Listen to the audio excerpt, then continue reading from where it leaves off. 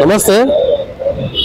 దేశవ్యాప్తంగా సంచలనం రేపిన ఢిల్లీ బాంబు పేలుడు ఘటనకు సంబంధించి పెద్ద ఎత్తున కలకలం రేపిన పరిస్థితి కనిపించింది. దాదాపుగా ఇప్పటి వరకు దానికి సంబంధించి 15 మందిని అరెస్ట్ చేయడం జరిగింది.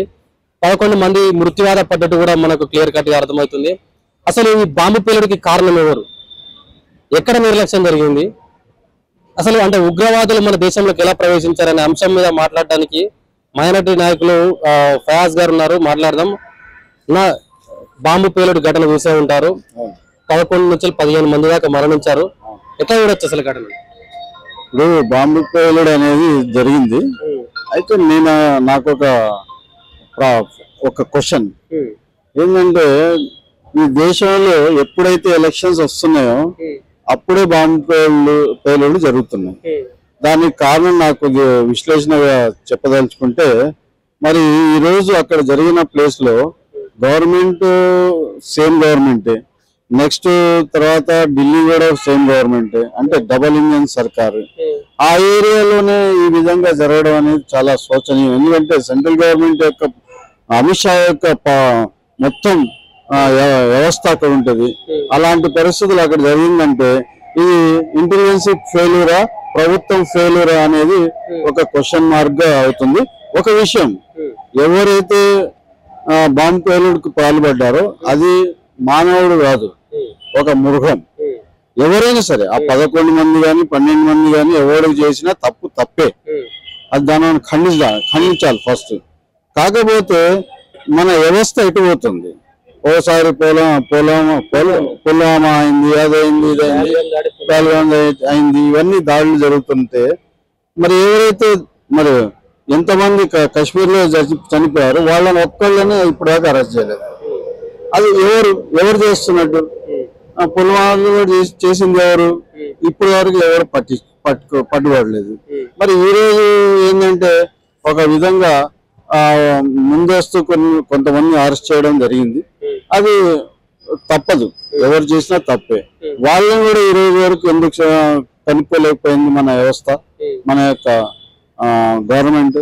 ఈ రోజు ఈ యొక్క పరిస్థితిని మరి ఏ విధంగా మనం అందరం అంటే ఇప్పుడు మీరు ఒక క్వశ్చన్ చెప్పారు, బీహార్ లో అసెంబ్లీ ఎలక్షన్స్ ఉన్నాయి, పోలింగ్ ఉంది, దాని ముందు ఈ ఘటన జరిగిందని చెప్పేసి మీరు ఒకటి ఆరోపిస్తున్నారు.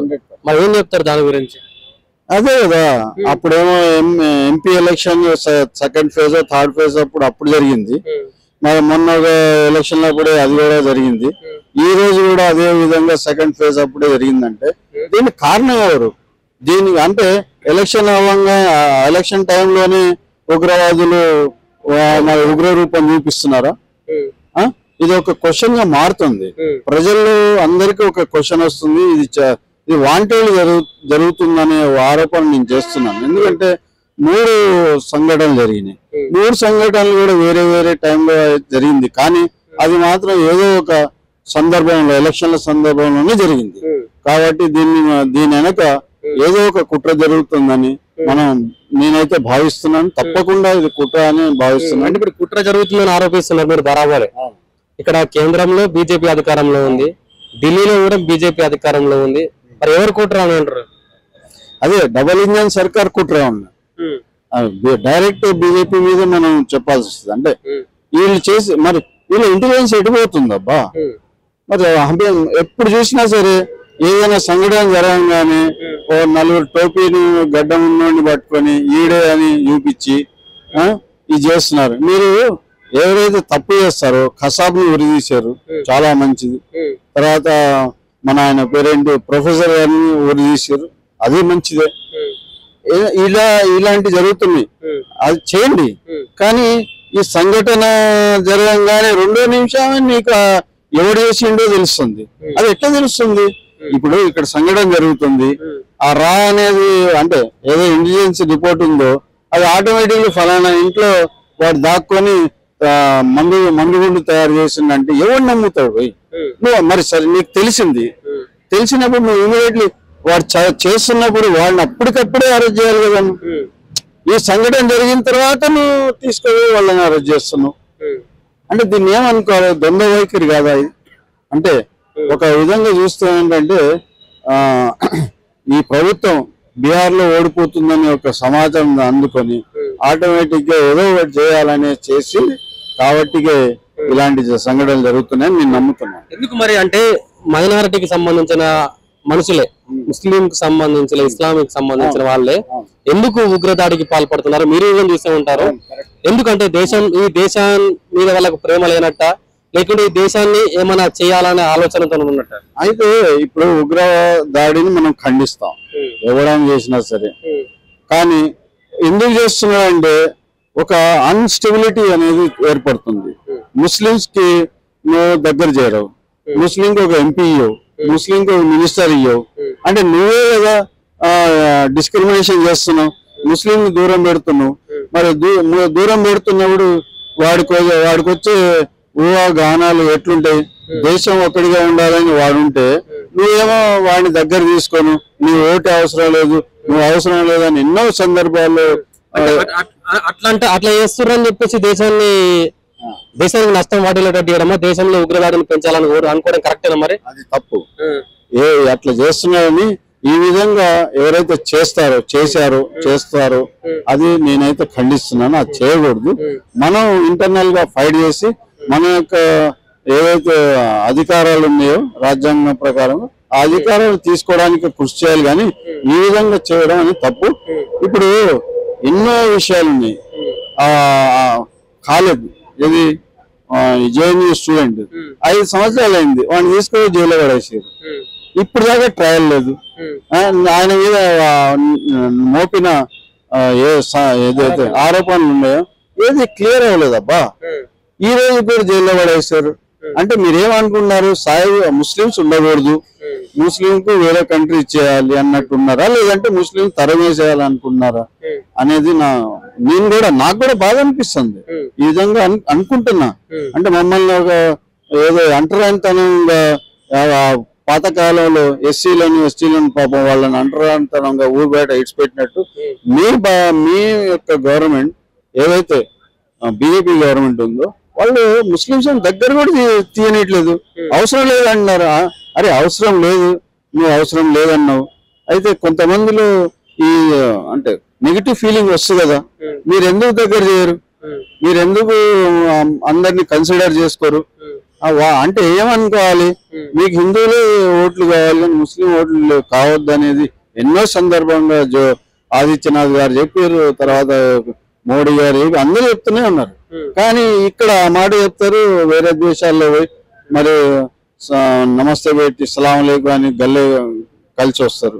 ఇదేం ద్వంద్వ వైఖరి కదా. ముస్లింలు మీకు అంత చెడ్డవారైతే మీరు చెప్పేస్తున్నారు మీ ఓటు వద్దని, సరే పర్వాలేదు. అలాంటప్పుడు ఏమవుతుందంటే మా వాళ్ళకి కూడా కొంచెం అన్స్టెబిలిటీ వస్తుంది. అన్స్టెబిలిటీస్ రావడం పక్కన పెడితే ఉగ్రదాడికి పాల్పడడం ఏంటి?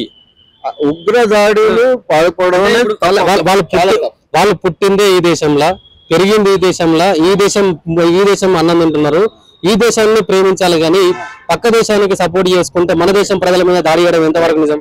ఇప్పుడు మీరు చూసారు జమ్మూ కాశ్మీర్ లో ఏదైతే దాడి జరిగిందో అప్పుడు ఎంతమంది హిందూ పేర్లు వచ్చినాయి? మాట చెప్పకూడదు నేను ఆ మాట. ఎంతమంది ఈ రోజు వరకు అరెస్ట్ చేయలేదు వాళ్ళని. ఒక లేడీ జర్నలిస్ట్ అక్కడ మన పాకిస్తాన్ తో కలిసి వచ్చింది. మరి ఆ రోజు మీరు ఎందుకు ఆమెను ఇప్పుడు దాకా అరెస్ట్ చేయలేదు? అంటే మీ ద్వంద్వ వరకు ఏంటి? మీరు వేస్తే ఒక విధంగానా, వీళ్ళు చేస్తే కూడా తప్పే. నేను వీళ్ళనేం అంటే ఆయనకు మద్దతు ఇట్లేదు. ఎవడైతే వేసిండో వాళ్ళని ఉరిదీయండి, నడి రోడ్డు మీద పెట్టి ఉరిదీయండి. కానీ మరి అలాంటప్పుడు జమ్మూ కాశ్మీర్ లో జరిగినప్పుడు మరి వాళ్ళంతా హిందువులే కదా, ఎక్కడ వేరు వాళ్ళందరూ? ఈ రోజు ఒక్క అరెస్ట్ అవ్వలేదు. ఇదంతా కదా అదే కదా మా దాంట్లో వచ్చే ప్రాబ్లమ్స్ అదే వస్తుంది. అరే వీళ్ళు వాంటెళ్ళి ఒక విధంగానే నడుస్తున్నారు, ఒకళ్ళకే సపోర్ట్ చేస్తున్నారు. మీరేమనుకున్నారు? ఈ దేశం నాది, నేను హాయిగా అంటే మా దేశం అన్నారు. ఇంకోటి అఖండ భారత్ చేయాలన్నారు. చెయ్యండి అఖండ భారత్, నేను కూడా సమర్థిస్తా. ఇరాన్ ఇరాక్ నుంచి తర్వాత ఆఫ్ఘనిస్తాన్ తర్వాత ఇవన్నీ పాకిస్తాన్ ఇవన్నీ తీసుకొని బర్మా దాకా ఏది బంగ్లాదేశ్ ఇవన్నీ అఖండ భారత్ చేసుకోండి. మీకే లుక్సాన్ పోయి ఇప్పుడు ఉన్నది 90 కోట్ల జనాభా మన హిందూ సోదరులు ఉంటే, మరి ఇవన్నీ కలిపితే 140 కోట్ల జనాభా ఉంటుంది. మరి ఎవరు ప్రైమ్ మినిస్టర్ అవుతారు చెప్పండి? ఇవంతా ప్రజానీకం కలుపుకుంటే ఒక 100 crores అయ్యారనుకోండి, మన జనాభా ఇక్కడ హిందూ సోదరుల జనాభా 90 కోట్లు అనుకోండి. మరి ఎవరు గెలుస్తారు? వాళ్ళే గెలుస్తారు కదా. అంటే మీరు ఏం మాట్లాడుతున్నారు? మీకు అర్థమవుతుందా? ఈ విషయాలు మీకు అర్థం కావట్లేదు. మీరేమన్నా అఖండ భారత్ చేయండి, లాభం ఎవరికి అయింది? మాకే అయింది. అంటే మాకంటే ఈ వేరే వాళ్ళు ముస్లిమ్స్కి అయింది. మీరు అర్థం సెన్స్ లేదు. ఈ పబ్లిక్ కూడా అర్థం చేసుకోవట్లేదు. పబ్లిక్ కూడా అర్థం చేసుకోవాలి. అఖండ భారత్ చేస్తే గనక మొత్తం ముస్లిమ్స్ పరిపాలన వస్తుంది, ఈ హిందూ పరిపాలన పోతుంది. మీరేమనుకున్నారు? హిందూ ప్రభుత్వాన్ని పోగొట్టుకోదలుచుకున్నారా? అంటే నా భారతదేశంలో ఉన్న హిందూ ప్రజలకు ఈ రోజు ఒక దేశం అనేది మన భారతదేశం ఉంది. నువ్వు ప్రైమ్ మినిస్టర్ అవ్వగలుగుతున్నావు, ప్రెసిడెంట్ అవ్వగలుగుతున్నావు, నాకు చాలా సంతోషం. నీ అండర్లో నేను ఉంటున్నా, ఒక మంచిగానే ఉంటున్నా. నువ్వు వాంటెడ్లీ డిస్క్రిమినేషన్ చేసి నీకు టికెట్ ఇవ్వము, నీకు ఇది ఇవ్వమనే భావనలో చేస్తే ఎవరు ఎంత మట్టికి సహిస్తారో మీరే అర్థం చేసుకోవాలని కోరుతున్నాను.